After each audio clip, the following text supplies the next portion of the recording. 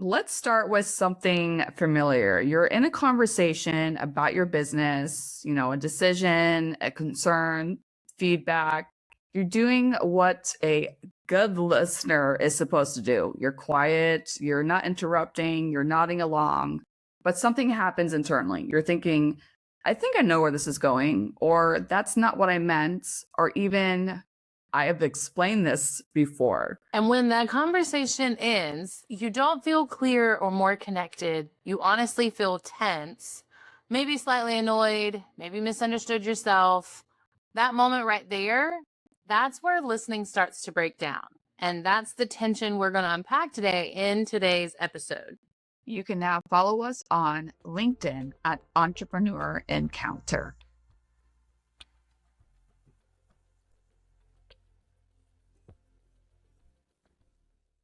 Active listening gets talked about a lot. We've talked about it a lot. It's always in every single room, in every business, workplace. People just say, just listen more, be a better listener. But what doesn't get said enough is listening is not necessarily a personality trait. It's a leadership skill. It is more of a leadership skill.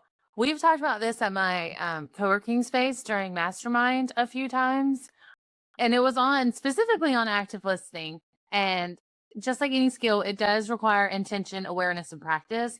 But if you are listening only for the spot where you can start talking and you aren't asking, not like follow-up questions, but like something to keep the conversation going instead of just talking about yourself, you're really not answering. You're trying to get them to stop talking. And there is a difference. And I never really thought of it that way until I was in this mastermind. And he said it like that. And I was like, oh, because sometimes I do that. I'm like, oh, I'm ready to jump. To me, I feel like I'm jumping in to help and to provide solutions. But he's like, really, you're just trying to get them to stop talking so you can talk about yourself instead of asking like questions and getting them to think and to share and to guide them along. And I feel like most of us were never taught how to be a listener from a position of authority. Like we tell our kids, be a good listener, be a better listener. You have on your listening ears. What does that actually mean when that standpoint of like being a leader or a small business owner and you're working with people one-on-one? That reminds me of when I started networking, because when I first started my business and going to networking events, I truly believed and thought that because we're going to networking, we get to talk about ourselves. So in conversation, when someone would stop talking, I would say like, I do this. This is what I do. But it's like, no. And I've learned over the years, it does take a lot of skill. It takes a lot of practice. And then asking those open-ended questions too, and paraphrasing, oh, tell me more about that. Oh, I hear that you're doing this. Whatever helps the conversation flowing without you interrupting what they're saying to bring in your 2 cents about yourself. I've learned that that person that's talking to you, they're talking to you. So don't really put it back on yourself. Like ask those questions to get clarification on what they're talking about and be curious about what they're talking about. I think that's the reality with most networking events, I will say, is that most people don't listen to understand what the other person is saying or going through or trying to grow.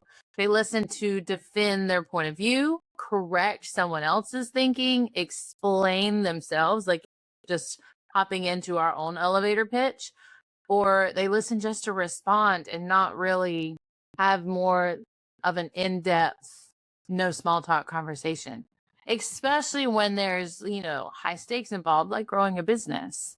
And when you're leading a business, the power dynamics can amplify this. Even when you think you're being neutral, the roles are going to change in how your words are spoken, or like even when your silence are interrupted. People, myself included, we tend to edit ourselves. They soften things, they withhold, not because they don't trust you, because it's that power dynamic. When you're talking to somebody that maybe has been in business for 20 years and you've only been in business for 5 years, like you just want to step back and not necessarily like have that conversation or even listen to what the other person's saying, because now you're like, well, this person is doing it, for example, better than me. So why would I respond to their conversation? And, it's true. I've been intimidated before. I'm like, oh, I'm talking to somebody that's been in business for all these years, and I'm just this one person over here that is starting out. And I think that even in communication and growing your business and active listening, I think we do need to stop editing ourselves and just have those conversations. And there's anything that I've learned involved with active listening and from the conference that I was at last week, one of the biggest takeaways for me was to own your space. So you can listen, but you don't have to edit yourself. I don't want anyone that's listening to this episode to think that, oh, just because you only have 5 years of business compared to someone with 30 years of business experience, you can't share your 2 cents and opinions, because that is in no way, shape, or form what we're trying to communicate here. It's own your space, but do so in an inclusive manner that when you speak, you do have that authority. You own your expertise, but not at the expense of talking over or just responding to respond to someone else that you're in a conversation with. I think many of the leaders that I have enjoyed working with and like watching their business grow from the sidelines of social media are those that when they speak, it does feel more inclusive, like their role has not changed anything. So when you're listening and active listening, it doesn't mean that you have to agree. It means staying present. It can sound like, tell me more about that. So when we're talking about the power dynamics, when you are in conversation with a leader that's more experienced than you, like be curious, like tell me more about that. So that is showing that you're interested in the conversation, or help me understand what you're saying or what your perspective is. I've always been that person that is super curious about a lot of things, and I ask a lot of questions because I want to understand your perspective.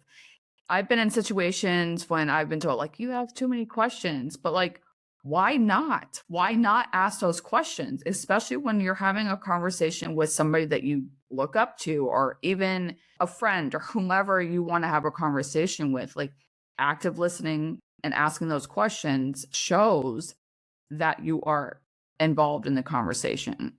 It definitely, so some of the green flags I feel like I've noticed is it looks like pausing before responding, even if it's just half a second, just like giving time to breathe, or letting silence exist without rushing to fill it. And I will admit that one's hard for me. I do not like long silences. I will fill it with something.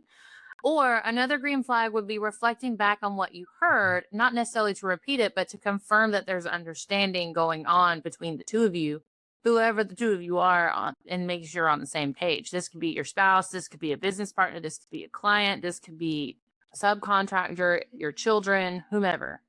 I think defensiveness shows up through active listening more because the conversation starts to feel, I don't know, less regulated, if that makes sense. So often you start to get irritated while you're listening, and it's usually a signal to something else and not necessarily a personality flaw. So if maybe your intentions aren't there, or maybe you are not comfortable with taking up and owning your authority, active listening requires consistent regulation, because you can't be curious and defensive at the same time. When leaders manage those internal reactions, listening over time does become easier and more effective in whatever role that you are diving into. When you were talking about pausing in a conversation, I was on a call with a customer today, and he asked a question.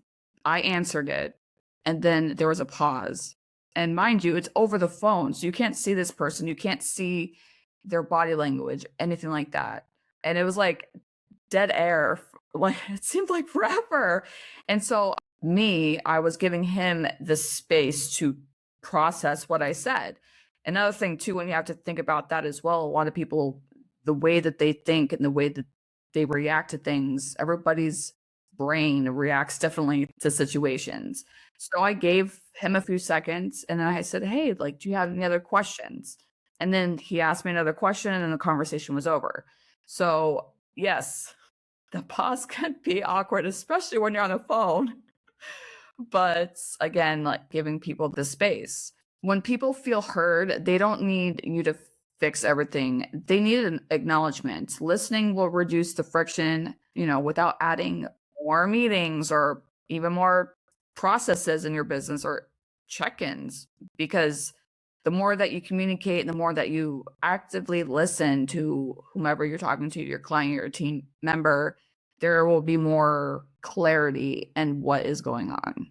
I think that also when people feel heard, it builds trust, sometimes quietly, sometimes not quietly. And it's not through just agreeing for the sake of agreeing, but through you being present. And that trust is going to compound faster than most leadership tactics that are out there right now. And that trust leads to referrals. It leads to longer lifespan of a client, everything.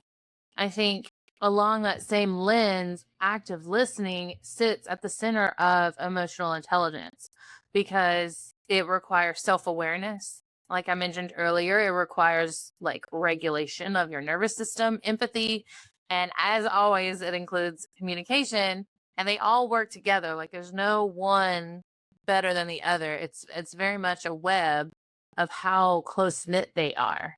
And thankfully, all of these, because they are so close knit, doesn't mean you have to change who you are, like a complete personality overhaul. You just need to work on how you listen at any given point. Here's something to reflect on this week. Where do you feel most defensive in conversations about your business or maybe even in your personal life? And what might shift if you listened to understand and not to respond? As we've talked about a few times, active listening isn't passive.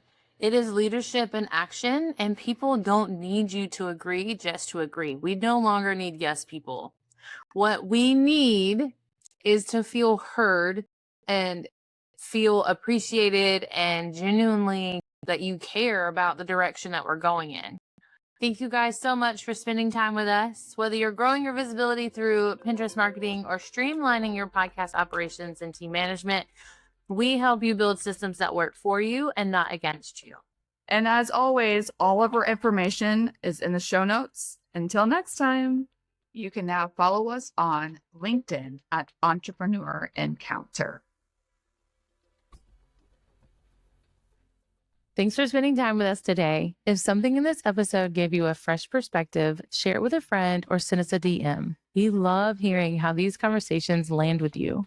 And if you're curious about how soft skills can support your next season of growth, we each have more resources to share. You can find Dana on Instagram at danas.desk.nc for Pinterest strategy and intentional marketing. And Sarah at UR Rembert for team development, business leadership, and podcast support. Until next time, keep leading with purpose and growing with intention.